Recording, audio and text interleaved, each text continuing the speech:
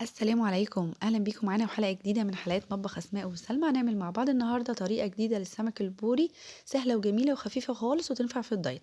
حضرت معايا 2 كيلو بقى من السمك البوري، نضفتهم كويس، شلت القشر خالص وفتحتهم من وشلت الزعانف، وبرده غسلت الخياشيم كويس قوي عشان الرمل اللي فيها والطين اللي بيبقى موجود من البحر.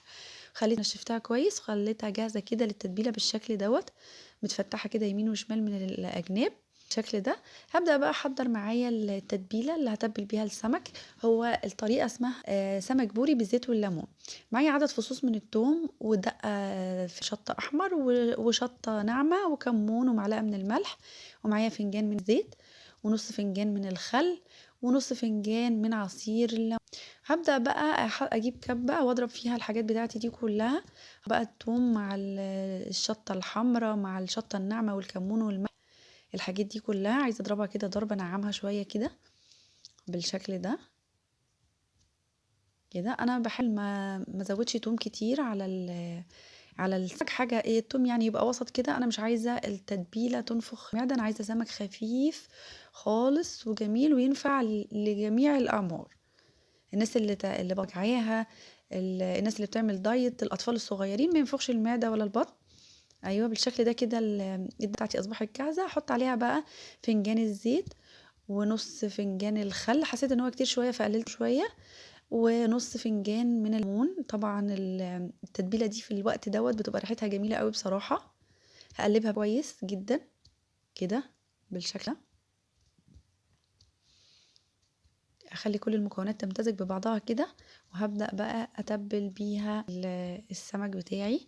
انا حضرت بقى صاج، لفيته كده بالسلوفان. ممكن احط شوية زيت على السلوفان اللي في الصاج، بس انا مش محتاجة.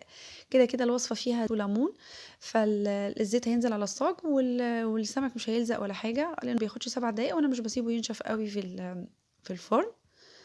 بالشكل ده كده. ابدأ ارص السمك كده واسيب مسافة كده من السمكية والتانية، عشان السمك يتقلي كويس من جميع الأجناب وما يلزقش الوصفة دي ما بتاخدش وقت بصراحة، بس أنا بحب أتبلها ساعتين كده قبل ما أدخلها بقى أشويها في الفرن بالشكل ده. وأبدأ بقى الفتحات اللي أنا فتحها في الأجناب أحط فيها التتبيلة، احط السمك كده في السمك كله التتبيله كده بالشكل دوت على الوش، وما تبقى من التتبيله هحطها على الوش.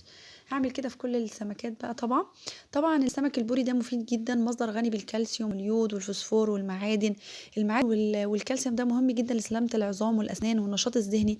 كمان بيحتوي على كثير من البروتينات اللي ليها القدره على تجديد الخلايا التالفه والانسجه، وبيمنح الجسم الطاقه اللازمه. كمان بيحمي الجسم من الجلطه وامراض القلب، وبيساعد في علاج فقر الدم، عشان بيحتوي على نسبة عالية من الحديد والفيتامين.